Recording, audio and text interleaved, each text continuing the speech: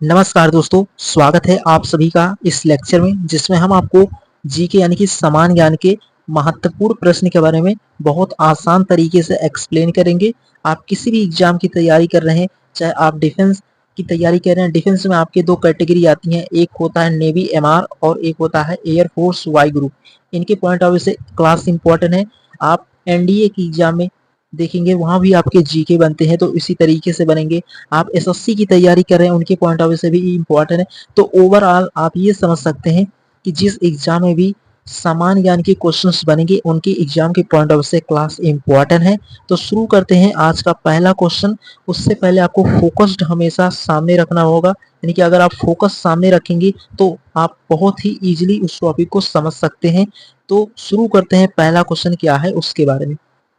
तो पहला क्वेश्चन बहुत इंपॉर्टेंट है, इसमें आप देखेंगे तो आपको क्लियरिटी आ जाएगी। तो ये क्वेश्चन है आपका, इस तरीके से क्वेश्चन एग्जाम में बनता है। इसमें बोला है कि भारत के प्रथम गवर्नर जनरल कौन थे। तो भारत के जो प्रथम गवर्नर जनरल थे वो आपके थे लॉर्ड विलियम बेटिक जो था, वो भारत का प्रथम गवर्नर जनरल था। ये आपको क्लियर होना चाहिए, बहुत इंपॉर्टेंट क्वेश्चन था। एंड उसी प्रकार सेकंड मेंशन है, ये भी अपने आप में खास क्वेश्चन है।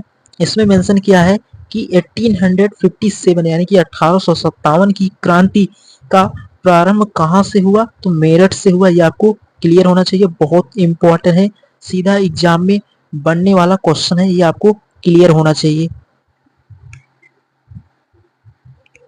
उसके बाद तीसरा क्वेश्चन है, इसमें मेंशन किया है कि अशोक किस वंश का शासक था। तो ये आपको क्लियर होना चाहिए, जो आपका अशोक सम्राट थे वो किस वंश के शासक थे। तो वो मौर्य वंश का जो शासक था वो अशोक था। ये भी आपको बहुत इजीली समझ में आ गया होगा और बहुत इंपॉर्टेंट क्वेश्चंस हैं।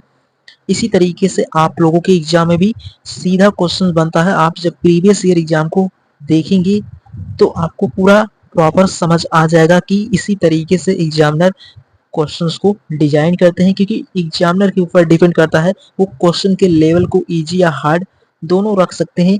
लेकिन आपको दोनों तरीके के क्वेश्चन के बारे में समझ होना चाहिए। क्वेश्चन इजी हैं फिर भी आपको उनको बहुत ही फोकस के साथ समझना होगा। कभी कभी एग्जाम में ऐसे क्वेश्चन आ जाते हैं जो आपको आते रहते हैं फिर भी वो रॉन्ग हो जाते हैं। तो ये नहीं करना है आपको एग्जाम में, इन गलतियों से बचेंगे तो आप बहुत इजीली सेलेक्ट हो जाएंगे। उसके बाद अगले क्वेश्चन पे आते हैं। तो अगला क्वेश्चन क्या है उसके बारे में आपको समझना होगा। ये भी क्वेश्चन अपने आप में खास है। इसमें मेंशन किया है कि पानीपत की तीसरी लड़ाई कब हुई थी। तो पानीपत की जो तीसरी लड़ाई हुई थी वो 1761 यानी कि 1761 में पानीपत की तीसरी लड़ाई हुई थी। ये आपको प्रॉपर समझ हो गया होगा, बहुत इंपॉर्टेंट है।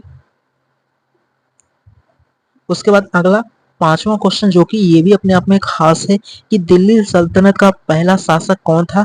तो जो आपका दिल्ली सल्तनत है उसका पहला शासक जो था वो कुतुबुद्दीन ऐबक था। ये आपको क्लियर हो गया होगा, ये भी क्वेश्चन बहुत इंपॉर्टेंट है।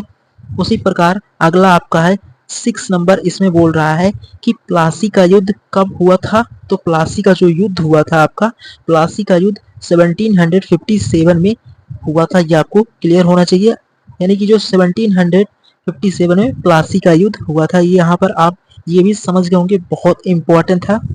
उसके बाद बढ़ते हैं इसके अगले क्वेश्चन के बारे में, जो कि और इम्पोर्टेंट क्वेश्चन है। तो उम्मीद करता हूँ आप यहाँ तक इन सभी क्वेश्चन को बहुत आसान तरीके से समझ गए होंगे, बहुत इंपॉर्टेंट है।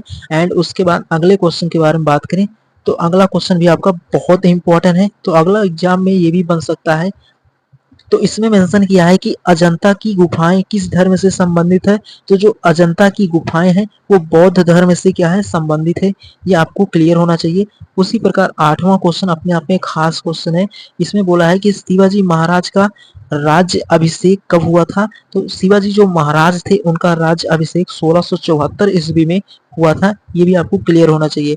उसी प्रकार 9 नंबर क्वेश्चन मेंशन है कि भारत छोड़ो आंदोलन कब हुआ था। तो 1942 में महात्मा गांधी ने जो नील की खेती करने वाले किसान थे उनके लिए इस आंदोलन को चलाया था।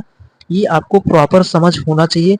तो उम्मीद करता हूँ आप ये 9 क्वेश्चन को बहुत आसान तरीके से, बहुत ही इंपॉर्टेंट है, जो इनको आप बहुत इजीली समझ गए होंगे, बहुत इंपॉर्टेंट है। एंड उसके बाद अगले क्वेश्चन के बारे में बात करें तो उम्मीद करता हूँ आप यहाँ तक सभी क्वेश्चन को बहुत आसान तरीके से समझ गए होंगे और बहुत इंपॉर्टेंट है। तो उम्मीद करता हूँ आज के इस लेक्चर को आप समझ गए होंगे। इसी तरीके से आप लोगों की एग्जाम में क्वेश्चंस बनते हैं। मिलेंगे नेक्स्ट लेक्चर में, जहाँ पर इसके आगे आपको एक नए टॉपिक के बारे में बहुत ही आसान तरीके से एक्सप्लेन करेंगे। आप इन क्वेश्चंस को ध्यान में रखना, सीधे एग्जाम में बनने वाले क्वेश्चंस हैं। मिलेंगे एक नए वीडियो में, जहाँ पर इसके आगे आपको एक नए टॉपिक के बारे में बहुत ही आसान तरीके से एक्सप्लेन करेंगे। इनका क्वेश्चन को आप रिविजन करते रहना। इसी तरीके से पैटर्न वाइज आपके एग्जाम में भी क्वेश्चंस